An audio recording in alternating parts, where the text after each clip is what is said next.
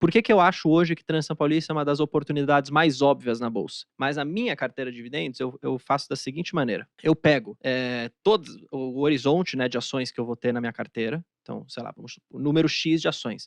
Aí eu pego um pedaço das ações, são aquelas que já pagam dividendos consistentemente forte do passado e vão pagar para frente. São previsíveis. Taesa, por exemplo. Elétrica em geral, transmissora de energia, grandes bancos, seguradoras também. BBSEG, por exemplo.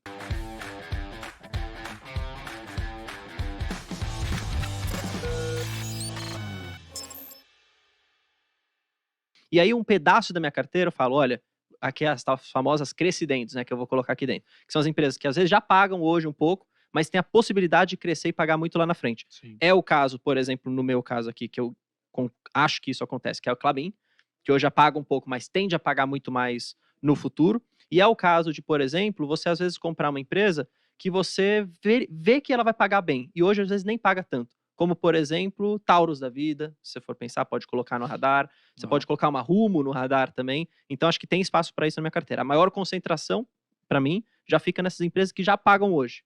Já tem essa previsibilidade, já é perene, de setor perene. Mas acho que é sempre bom ter essas famosas pimentinhas. E não é pimentinha do tipo, vou colocar a Magalu. Magalu nunca vai pagar, essa que é a grande verdade. Mas você vai colocar uma empresa que pode pagar. Rumo, Taurus, Você pode até uma de eventualmente commodity, colocar por uma exemplo, Vale da vida, exato. Então, acho que isso tem espaço na minha carteira, eu acho que é muito oportuno. O pessoal se confunde, fala assim, pô, eu vou colocar ações de oportunidade na carteira, porque elas vão me pagar dividendo lá na frente. Cuidado. Qual que é a ação de oportunidade? De novo, se for uma ação do varejo, como Magalu, nunca vai pagar. Minha visão. Por quê? Porque a margem é muito apertada, é um setor muito difícil do cara conseguir pagar um dividendo muito consistente. Pode vir um one-off, assim, um extraordinário? Pode até acontecer, mas é difícil de se manter esse pagamento. Agora, oportunidade que vai pagar dividendo, aí eu acho que faz sentido. E é importante de falar para o pessoal que está em casa assistindo a gente, porque assim, antes de você fazer qualquer estratégia de qualquer carteira de investimento, independente se vai ser dividendo ou crescimento, primeira coisa que você tem que fazer é saber o teu objetivo, né? A gente estava falando isso aqui em off. Porque não adianta nada você falar, eu quero uma carteira que vai me gerar renda daqui 10 anos, e aí você está comprando só empresas de oportunidade, né? Que vão te pagar um dividendo agora, mas que lá na frente não vão conseguir distribuir dividendo. Você enche sua carteira, por exemplo, de commodities, que é o caso do novo indicador lá, o novo ETF de dividendos que foi anunciado. Esse ETF está cheio de commodities. Por quê? Porque olha só para o passado, faz uma análise de retrovisor. E aí que tá o risco, né? Exatamente, olhando para aquelas empresas que pagaram bons dividendos no passado e majoritariamente elas são commodities. E hoje você vai estar comprando empresas de commodities quase no topo de ciclo, várias delas aqui com dinâmicas desfavoráveis, tá? Então, tenha isso em mente. O que você tem na cabeça? Você quer o quê? Você quer receber renda daqui a 10 anos, daqui a 5 anos? Quero receber renda agora. Isso é importante para mim? E aí você vai fazer a ponderação dos pesos de acordo com os setores que estão em melhores dinâmicas ou eventualmente que você acredita lá na frente. Tem gente que discorda, por exemplo, de eu não quero ter ações ligadas a commodities numa carteira previdenciária, porque é muito cíclica, tem essa volatilidade. Isso é até verdade, de fato, você tem essa questão mais cíclica mesmo. Se for ver dividendo de Vale, de Gerdau, é muito mais volátil do que o dividendo que pagou Taesa, do que pagou o Banco do Brasil, do que pagou o Transição Paulista. Mas é interessante, na minha visão, você se posicionar em empresa de commodities por uma carteira de dividendo, porque as boas geradoras de caixa de commodity, as grandes empresas mesmo, as de commodities fortes mesmo, Vale, Gerdau, você pega a siderurgia, você pega até Klabin, papel e celulose, Suzano também. Cara, elas geram muito caixa. Então, no momento do ciclo de alta, se não tiver para onde colocar esse dinheiro, se ela não tiver num período de investimento, invariavelmente ela distribui. É só você pegar o yield da Vale, quando você vê essas questões do minério muito alto, topo de sílico, aquela receita gigantesca, aquela geração de caixa muito forte, eles distribuem pra caramba. Óbvio que o dividendo cai quando o ciclo vai para um ciclo baixista. Isso é normal. É normal, é cíclico mesmo. Só que o pessoal tem que entender isso antes de colocar na carteira. Por isso que quando eu coloco ações de commodities na carteira, por exemplo, Vale ou, por exemplo, Gerdau, que eu tenho, é uma posição muito menor do que eu tenho, por exemplo, em Transição Paulista. Ou do que eu tenho, por exemplo, em Taesa, ou em Banco do Brasil, ou em BB Seguridade. Por quê? Porque eu tendo uma posição maior nessas empresas mais perenes, eu garanto que o meu fluxo de renda passiva ele vai se mantendo, independente do ciclo da commodity, entendeu? Então, acho que isso é importante. Mas você tem a sua estratégia definida. Tenho a minha definida. E por isso, uma das razões que eu não gostei do ETF de dividendo. Eu não gostei do ETF de dividendo porque, é tributado o dividendo. ETF, primeiro aí. Então já não faz sentido na minha visão. 2, porque tem muita commodity. E aí o cara tá fazendo o oposto. A carteira dele está muito concentrada em commodity. Aí vem o ciclo baixista, pô, cadê minha renda? Não tem. Por quê? Porque ninguém está pagando direito. Tá? Então, é um pouco da minha visão. O pessoal fala, vou replicar então o ETF comprando tudo particular, né? Sem comprar o ETF. Mas você vai estar comprando commodity de qualquer vai jeito. estar comprando muita empresa de commodity. Mas isso é importante de saber, né? É um erro muito comum que eu gosto de deixar de mensagem pro pessoal. Nunca pega uma empresa que você tá vendo aí, performando bem pra caramba, em termos de resultados, não em termos de cotações. Nunca pega uma empresa que tá entregando só resultado excelente e projeta aquilo para frente, porque você pode cair num erro gigantesco. Exato, você pode pegar uma Taesa da vida, que estava entregando resultados excelentes por conta do descasamento entre GPM e IPCA, aí o cara pegou e falou, pô, Taesa para sempre. E aí as coisas mudam e aí as cotações acompanham.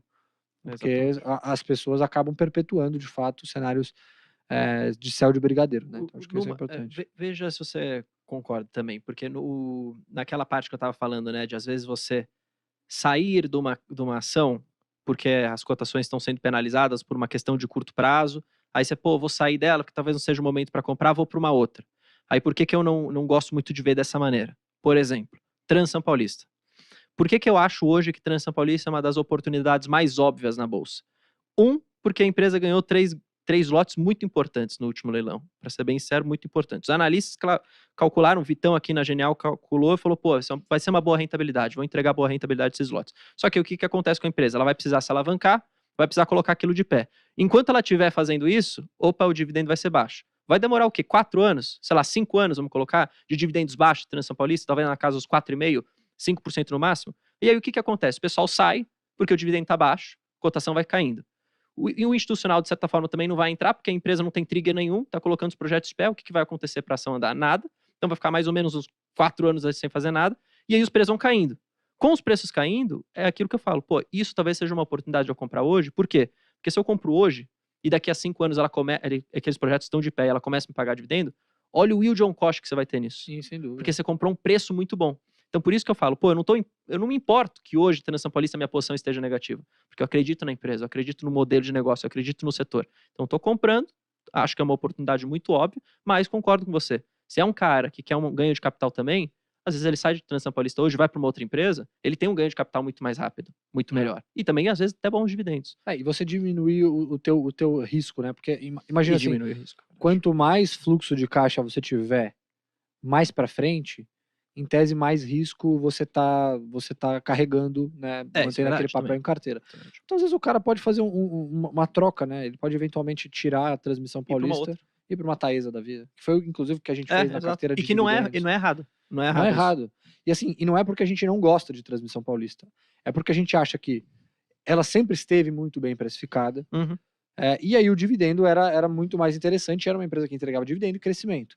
A partir do momento que um dos fatores que fez a gente colocar na carteira de dividendos, que eram os dividendos, desapareceu, de certa forma, entre aspas, foi compactado, né, foi comprimido, a gente prefere trocar por um outro papel que também tem uma dinâmica boa, que tem espaço também para eventualmente pagar bons dividendos, mas que a gente sabe que daqui a uns 2 anos ou 3 anos, as concessões já começam tem algumas concessões já começam a bater na porta e ela vai precisar eventualmente renovar e fazer novos investimentos. Então, acho que isso é importante de dizer. Mas, assim, não é que a gente não deixa de gostar, né, quando a gente faz essas trocas. É só uma questão de oportunidade mesmo. Eu quis fazer essa provocação aqui para o pessoal perceber que, tipo, aqui a gente tá falando de 2 carteiras de dividendo. São estratégias diferentes. Eu tô usando a minha, pessoal, e eu tô usando aqui a da Genial, que eu tô chamando de sua porque você tá encabeçando isso como analista. Perceba que são 2 estratégias que têm o foco no dividendo, só que elas são construídas de maneira diferente. E não tem o certo e errado. Exatamente. Na verdade, tem o que é certo pro objetivo que eu coloquei para mim, pessoalmente, pro objetivo que você colocou para você. Então, de novo, eu tenho Taesa também, então é uma ótima empresa. Você gosta de Trans-São Paulista, mas você não tem hoje, mas você já teve. E eu tô comprando agora. Então, pro pessoal perceber que mesmo o pessoal que investe em dividendo, não é unânime a decisão. Todo mundo tem que comprar dessa forma, todo mundo tem que comprar igual o Bars compra. Não, o Bars compra de um jeito. Tem gente que compra de outro, mas é o mesmo foco. Não, e a questão do perfil de risco que a gente falou, porque imagina assim, o objetivo da carteira, como você comentou, é gerar proventos de maneira recorrente para um cara que quer ter uma renda extra via proventos hoje, tá? Mas a gente também não quer que esse cara perca dinheiro. Exato. Então, qual que é a ideia? O que a gente faz? A gente tenta ao máximo procurar ativos que têm boa geração de caixa hoje, com uma boa capacidade de distribuir proventos de maneira regular e com um beta, que é a volatilidade, que é o quanto ela oscila em relação ao mercado, menor possível. Uhum. Então, assim, num momento desses, faz mais sentido a gente fazer essa troca, justamente por isso, para tentar proteger o patrimônio do cara que está investindo junto com a gente. Não, e até puxando aqui pro meu lado, é muito mais fácil eu decidir o que eu tô fazendo agora, porque eu sou eu, né? A minha Você se carteira. conhece. E eu me conheço. Você tá fazendo uma carteira que é para um público que você não conhece o cara pessoalmente. Exatamente. Então você tem que fazer um negócio que você consiga atender grande parte das pessoas. Não adianta você fazer um negócio só, pô, o Bruno pensa dessa maneira, eu vou fazer só pra ele. Se eu fazer só pra mim, eu faço a minha, igual eu tô fazendo aqui. Então é muito justo que você fez essa troca. Tinha um pessoal que não tinha entendido direito e agora você explicou bem. Não é porque você odeia a transição paulista, pelo contrário, É. mas é porque você tá procurando em uma empresa que vai cair menos e uma empresa que vai continuar pagando dividendo. Entre TRPL e Taesa hoje, Taesa vai continuar pagando e vai cair menos do que a transição paulista. É só o isso. pessoal ver o que aconteceu. E tem uma questão de dinâmica também de curto prazo. A gente falou isso na live da carteira, né? Falando especificamente de transição paulista Taesa, dessa troca. Você tem, inclusive, saíram as prévias de GPM, né? A gente já começa a observar o IGPM voltando a subir por conta do dólar. O GPM tem uma componente Exato. cambial muito forte. E o call que a gente deu na carteira, pelo menos na última atualização, era um call de que os treasuries americanas vão continuar subindo, vão continuar no patamar alto, vai ser difícil o O dólar, real vai se desvalorizar. o dólar não se valorizar frente ao real. Uhum. Então, assim, e isso puxa o GPM, naturalmente as cotações de Taesa acabam caminhando junto, porque é uma perspectiva de resultados melhores. E elas financiam IPCA. E na outra ponta, você tem o quê? Saiu o dado hoje. Serviços desacelerando. Exato. Então, a inflação de serviço puxa para baixo, essa componente de IPCA é jogada para baixo, faz com que a gente tenha essa possibilidade de surfar um momento menos intenso, mas um momento parecido com aquele que a gente viu durante o período de pandemia, onde GPM e IPCA se descolaram, né? Então, quer dizer, você acha que os dividendos de Taesa... Ó, o corte aqui, hein? Guimas, fecha em mim, depois fecha nele, pro corte ficar bonitinho. Você acha, Igor, que Taesa pode pagar bons dividendos daqui a pouco, uns meses para frente aqui? Sim, eu acho que sim, mas eu acho que é uma questão de progressiva, né? Vai acontecer aos poucos ao longo do tempo. Mas Taesa hoje, no preço de hoje, ela já está com um dividendo muito mais interessante do que Transmissão Paulista. Então, eu não sou analista do setor, o analista é o Vitão, mas pelo menos a visão que a gente tem casada ali, né, é de que isso deve acontecer e de que os resultados de Taesa podem sim ser beneficiados por conta dessa componente cambial, tá?